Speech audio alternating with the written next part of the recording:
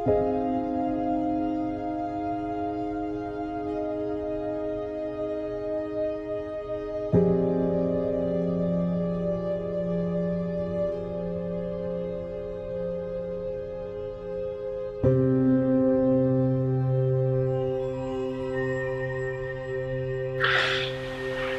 name's Tommy Goodwin. My son Grant died of variant vCJD in 2009, and I am looking for a criminal investigation into why my son died and what he died of and how he died and how that was allowed to happen in this day and age. For somebody to eat a bit of raw meat, sorry, that's not enough for me. I want a criminal investigation into who killed my son.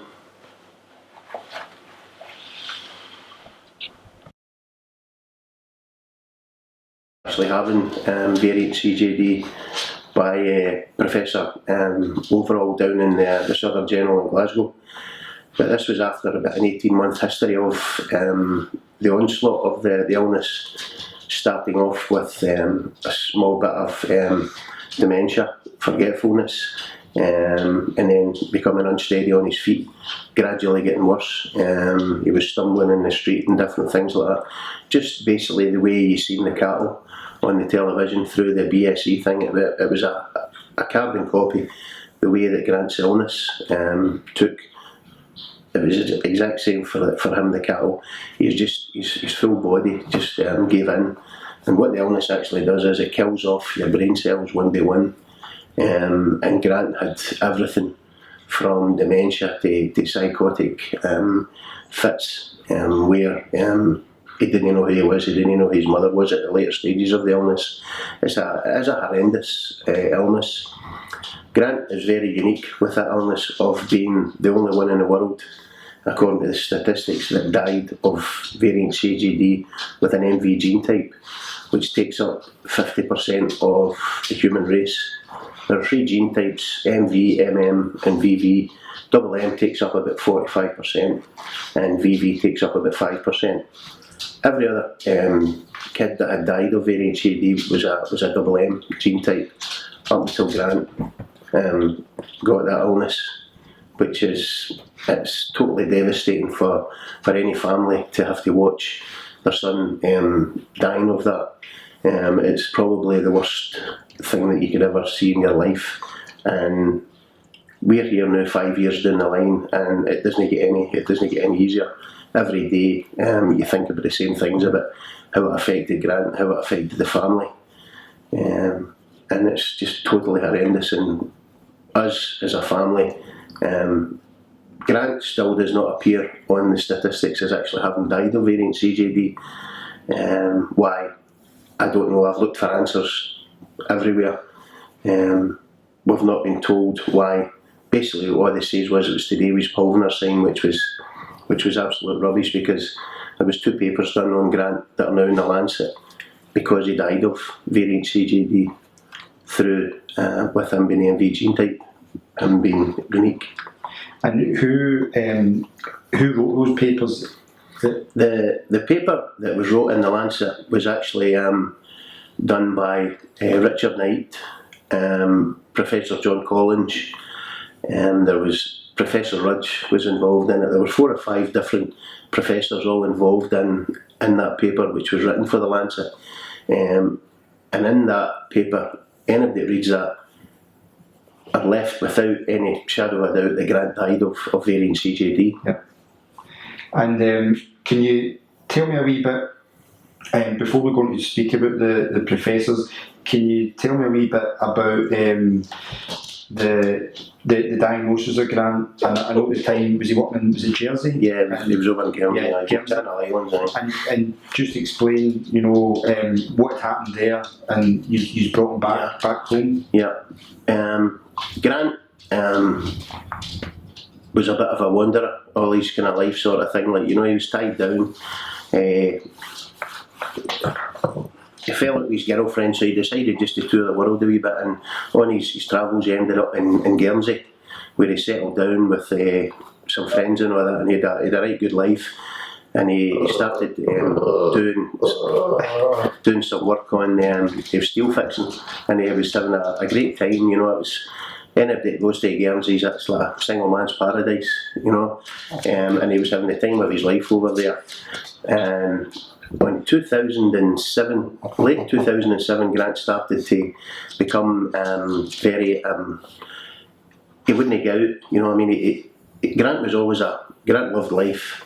Then he just started, he wouldn't go out. He became very, very jealous of his girlfriend.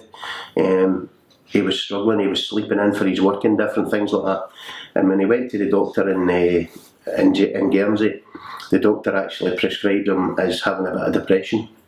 That was the onslaught of the variant CJD. It came for that, and then he started to he was starting to see things and hear things, sort of thing, like, you know. And he was actually, he didn't know what was happening to him. He was having flashbacks of certain things and all that. And he attended the doctor maybe half a dozen times, and the doctor just told him it was still depression, and that's what he was treating him with. He had him on antidepressants. My wife Margaret went over to Jersey for a family function, which was a christening, and she met Grant. Probably maybe in fact, she first went over. It was Grant's birthday in the May. It was his 30th birthday, so she went over with my daughter Debbie to see Grant in Jersey, and she couldn't believe the change in him in a small space of time, where he was falling all over the place. He would be walking and his legs would just get away from him, sort of thing, like, you know. And Margaret advised him to get back to the doctor and explain everything to the doctor. So in the August of that year, Margaret went back over for a family christening, and over the space of a couple of months, she just could not believe what she was seeing with Grant. He'd lost his job because of the health and safety, because he was collapsing and things like that, like, you know. And he was really a changed boy. And Margaret phoned me from Jersey on the Friday when she arrived, stating that we would need to get Grant home for try and get him into the hospital and get him checked over to see what it was, because we thought, you know, the usual things, you know, tumour, something like that sort of thing, like, you know. So we arranged a flight into Edinburgh and I went in to pick Grant up. I hadn't seen him for maybe about 10 months, and I couldn't believe what I seen coming through Edinburgh Airport. He was actually like a drunk man coming through carrying his bag, and I actually went into the arrivals bit to get him, because the security were quite, I think they thought he was drunk. And I says to the security, I says, he's not drunk, I says, he's not well. And I just put his bag over my shoulder and I just put my arm around about him, and we take him straight up to Hare Myers Hospital in East Kilbride, where they done scans on him right away. They couldn't find nothing. They kept him in. He was in Hare Myers for 3 weeks, but at that time he was under Dr. Overall down in the Southern General, and he was coming in maybe once a week to see Grant. And they done all sorts of tests for everything that they could think of, sort of thing, like, you know. And Grant was eventually transferred down to the Southern General in Glasgow after 3 weeks up in Hare Myers, because they'd done everything they could do, sort of thing. But he was down there for about a week, and they done MRI scans on him. And the 25th of September, Dr. Overall sent for myself and my wife. And when you get a phone call like that, you know yourself it's not going to be good news. The day before, I had to get in and sign some documents for them to do more MRI scans, because Grant couldn't sign or anything. And when I went down and I spoke to one of the young doctors, I said, look, have you any idea what this could be? He says, no, not really. He says, but what we know is it's very, very rare. And the next day, James Overall phoned for me and the family to go down.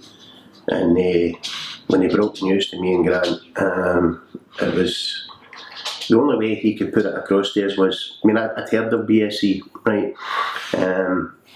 Obviously, it was in the news and things like that, like, you know, and what he says was it was a form of BSE which was very CJD, very, very rare. And the only way he could describe to me was that Grant had ate a little bit of meat right through somewhere through his life, sort of thing, like, you know. But to get up with that devastating news was absolutely heartbreaking. And at that particular time, they gave Grant 6 months to live, which for any parent to hear is horrendous. You know, it didn't kind of click in at that particular time to actually got Grant home and you seen what was happening, sort of thing. It was horrendous, absolutely. And from after that, from the Sutherland General, they, am I right in saying that they've classed it as CJD, but did they not find that it was the variant, the strain that the professors have then tested for?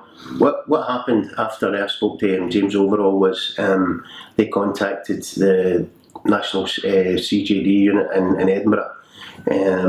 Professor Richard Knight came through the next day to have a look at Grant and for to give his opinion on what it was, sort of thing. And he took myself and my wife in and he questioned us.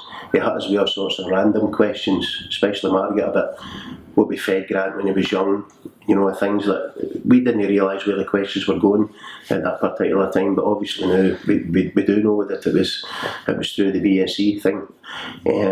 And he told us that he was sure that Grant had variant CJD. And that's when the clinic from London also get involved with Professor John Collins, who's the head of the Prion clinic down in London. He actually didn't come up to see Grant, but everything, all the bloods, he didn't need to see Grant. He told me that. He says all of the tests that his team had done with Grant, through the blood tests, through they'd done all sorts of tests, you know, memory tests and different things like that. He had no doubt in his mind that Grant had died of variant CJD, or he had variant CJD in that particular time. But to this day, it's not been classed as that. Is that right? Grant does not appear on the national statistics for dying of variant CJD. I have been to see Richard Knight regarding why, and basically what they says to me was because Grant's pulvinar sign in his brain, they were uncertain. There was 7 professionals actually looked at Grant's MRI scan, and there was only one that was unsure, and this is the chap that they go with, and that is the reason that Grant did not appear on their statistics. But Grant is, in the Lancet journal, is dying of variant CJD. They put a paper through one of their other magazines that they do with Grant's pulvinar sign. No doubt they ruled everything else out. They couldn't tell us, because the question I put was, well, if it's not variant CJD, then what is it? And there was nothing else. It was variant CJD.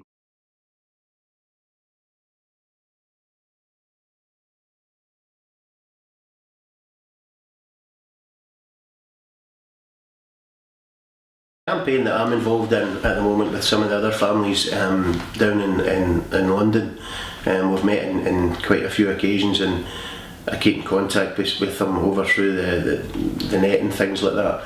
We are looking for a criminal investigation into this, because as far as I'm concerned, my son has been killed, unlawfully killed, along with over 200 other young people.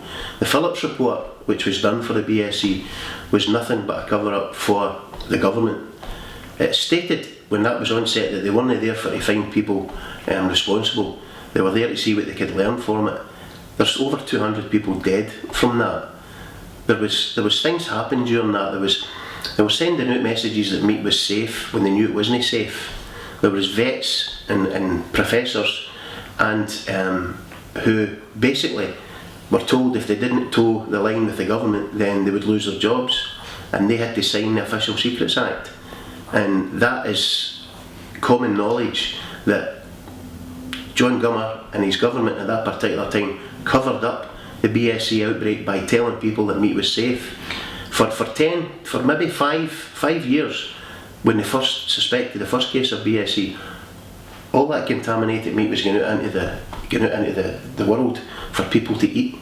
And that was totally wrong, because I'm not a scientist, but if you look what happened to the cattle in BSE and you feed that meat to humans, something down the line has got to give, and that's got to go through the human chain, which it did eventually. But for for John Gummer to come out and say that meat was safe was totally ridiculous. And as far as I'm concerned, this goes to the very top of the tree. Those people were held, to me, should be held accountable. For somebody not to have a criminal conviction for the deaths of over 200 people, we find totally ridiculous and unbelievable in this day and age. And what do you think is the reasons why that they have not investigated it properly, or why do you think at the time it was, like as you say, it was covered up, that they were? Yeah. Well, basically, I think it was down to money. It was down to money for the British meat market, because at that particular time, the farmers and people like that stood to lose millions and millions of pounds, which they eventually did when the cull eventually happened. The cull happened probably 5 years too late, or we wouldn't be here, and we wouldn't be in the same circumstances if they had dealt with it with the knowledge they had a lot earlier. And to me, it was basically just right down to money, total greed, really, that they didn't want to upset people by saying that there was a problem with meat, when there was a problem with meat, when they knew there was a problem with meat. That should never have been allowed to go into the market. I mean, the very thing that, when I went to see John Collins, first of all, John Collins, I asked him the question when we were talking about incubation periods. Grant died at 30. And I says to him, I said, well, you're talking about incubation periods, 25, 30, 35, 40 years. I says, the way I'm looking at that is, I says, there's one of two things could have killed my son. Inoculations, which are full of BSE, or baby food. And John Collins told me not to look any further than baby food, because it was full of manufactured recovered meat, MRM, which is the spinal cords and the brains of all the cattle crunched up together into a small paste, and that was fed to kids, which is totally outrageous when they knew exactly what they were doing. It went into schools, it went to the army, it went everywhere, it went to hospitals with this manufactured recovered meat, which was the cheapest meat that you could get, and that's what all your companies were using at that particular time.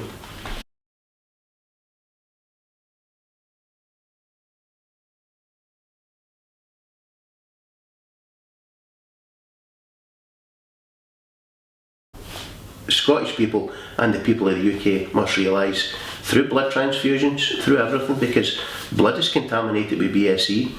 It's not just the food. To me, anybody that was born, Grant was born in 78, anybody that was brought up through the 70s, 80s and 90s could be incubating this illness, and they could pass it on through blood, they could pass it on to their relations. You know, it can go with contaminated hospital equipment. Anything can pass this illness on, and nothing can kill it. Once you've got it, there is no cure for it, and it just means the minute you've got that, it's death, basically.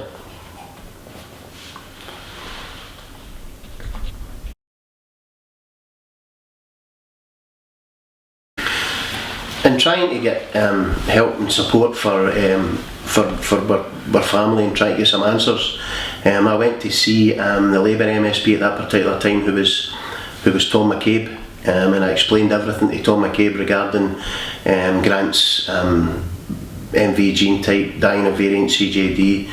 I was looking for answers, I was looking for people to be held accountable, and he was blatantly honest with me, and he told me that nothing would ever be done regarding, because it's something that they don't talk about. It's covered up. It's been covered up by Conservative governments. There's been a Labour government, and I've wrote to the Labour Prime Minister at that particular time, Brown, and all I got was a Dear John letter back, which I've had from John Gummer, I've had from John Major. I've wrote to all of them, so I went through and I spoke to McKelvey, who is the SNP MSP for this area, who spent a bit of time, and she gave me a lot of time, and she made arrangements for me to go through and have a meeting with Nicola Sturgeon, who at that particular time I think was the Health Minister. I don't know if she still is. So I went through the Scottish Parliament, and I sat and waited for a meeting with Nicola Sturgeon.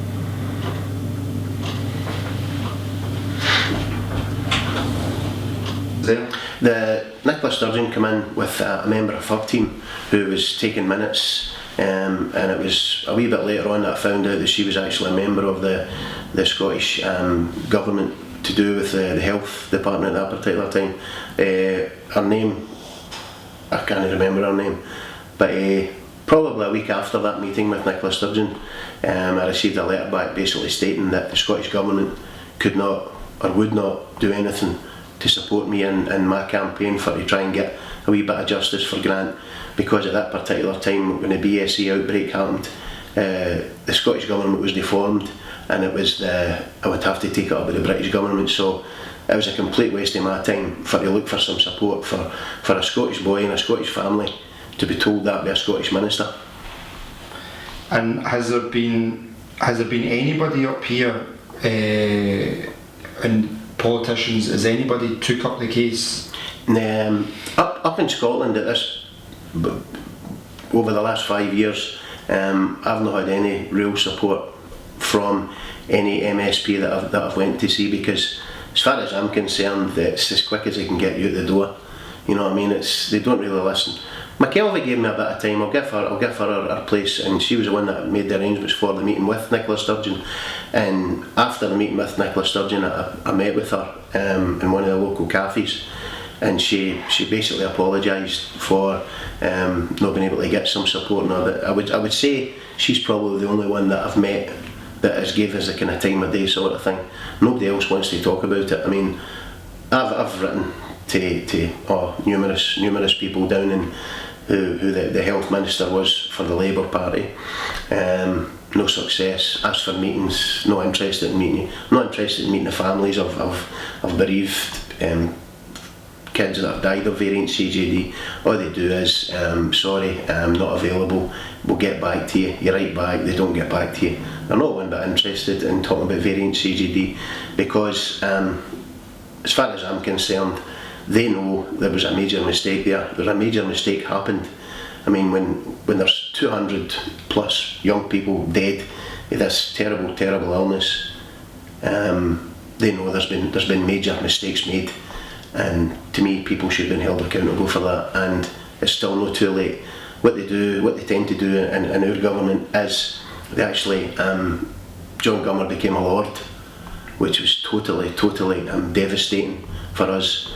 When he was in charge of the Ministry of Agriculture, Food and Fisheries, who basically stated and told everybody in the world that British meat was safe when he knew it wasn't safe.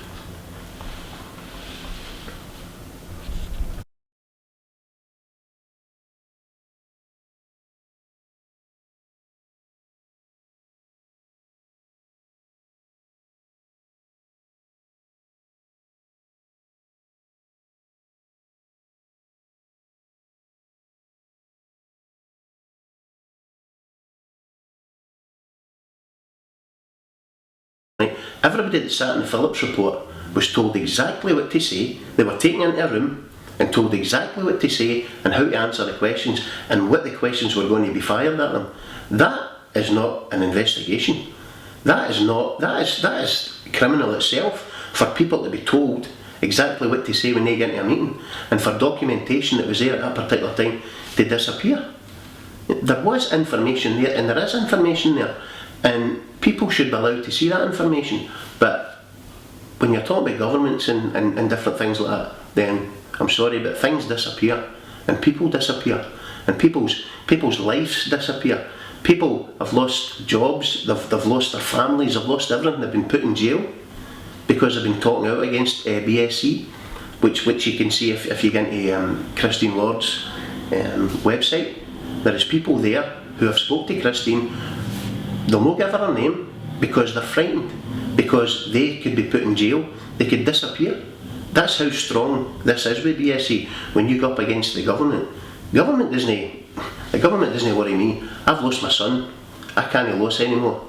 You know what I mean? My son has been taken from my family, and my family have got to go through that every day, and so is every family that's lost a son or a daughter to variant CJD. And this is where we must get a wee bit of accountability. Surely somebody must be held responsible for the BSE outbreak. If you feed contaminated meat to human beings, chop down that contaminated meat, feed it to other cattle, surely you're making mistakes here.